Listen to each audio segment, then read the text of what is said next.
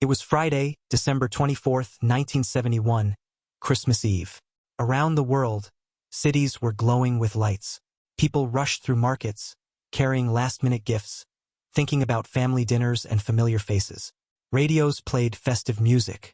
It was a day associated with warmth, celebration, and coming home. But at Lima International Airport in Peru, the atmosphere felt very different. Heavy rain poured outside the terminal. Thick storm clouds covered the sky in every direction. Thunder rolled constantly. Deep, heavy sounds that never fully faded. Flights were delayed. Announcements echoed through the building. Travelers waited, tired and restless. Among them sat a 17-year-old girl named Julianne Coep. She didn't look anxious. She wasn't pacing or staring out the windows. She sat quietly, waiting. Just one day earlier, she had finished school. This flight was meant to reunite her with her father, who was already waiting near the Amazon rainforest. Julianne had grown up differently from most teenagers. Her parents were biologists who worked deep inside the rainforest. Nature wasn't something she knew only from books. She had lived inside it. The jungle was familiar, even if she didn't yet realize how important that knowledge would become. Eventually, boarding began. Passengers filed into Lanza Flight 508, a commercial aircraft heading east toward the Amazon basin. Nothing about the plane seemed unusual. Nothing suggested danger. As the aircraft lifted off, rain battered the windows almost immediately. The city below disappeared into thick clouds.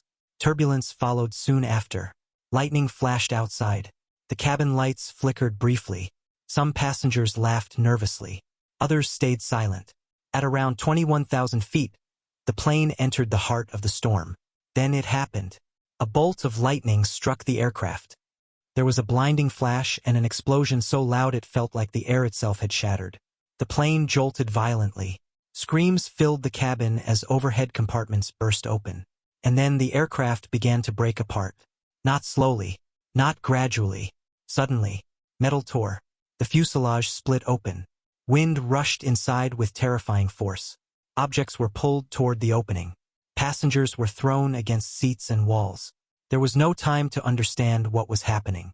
Julianne felt an overwhelming force pull her upward. Her seat tore free from the plane. In a fraction of a second, she was no longer inside the aircraft. She was no longer protected by anything. She was falling. The sky swallowed her. Wind screamed past her ears. Pieces of the aircraft fell around her, disappearing into the clouds below. There was no sense of direction, no clear thought, and then darkness. She lost consciousness.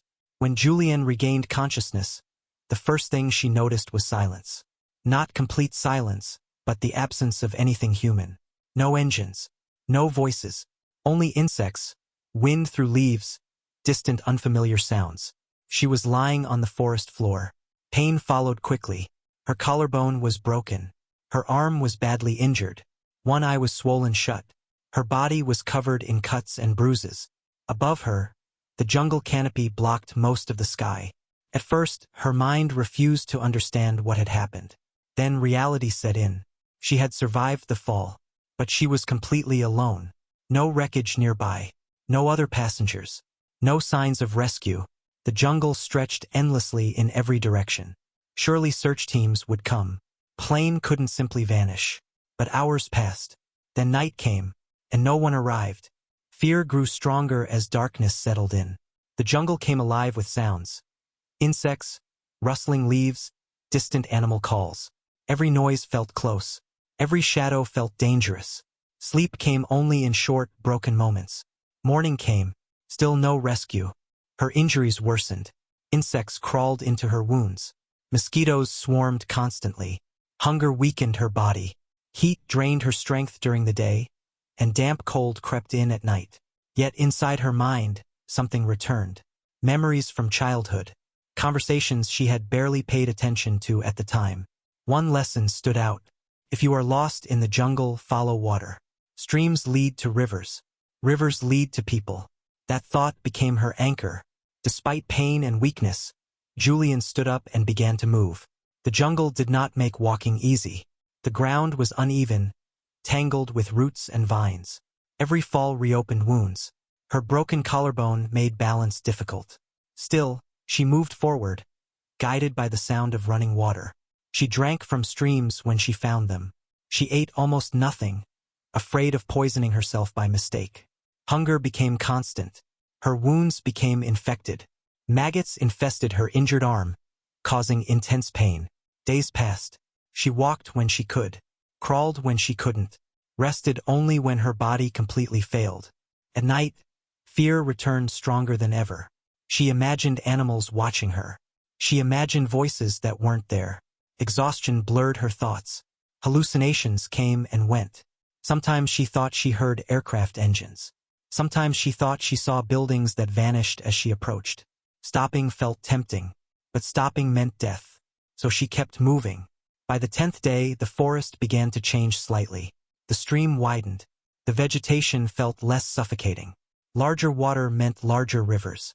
Larger rivers meant the possibility of humans. Hope returned carefully. On the 11th day, she saw something that did not belong. Straight lines. Wood that had been cut, not grown. Clearing. At first, she thought it was another hallucination. But it remained. Using everything she had left, she stumbled forward.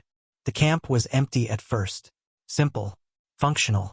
Evidence of people who worked there and left again. She collapsed nearby, barely conscious. When the workers returned, they found something they never expected.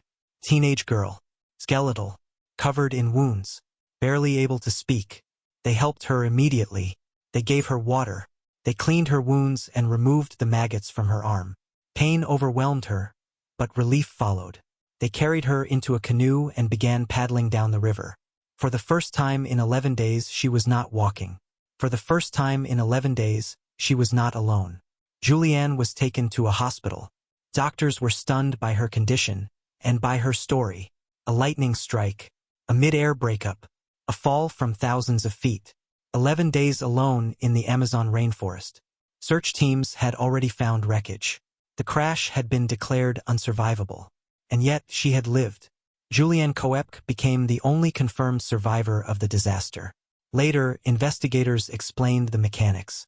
The lightning strike caused structural failure. The seat acted like a crude parachute. Storm updrafts reduced her falling speed.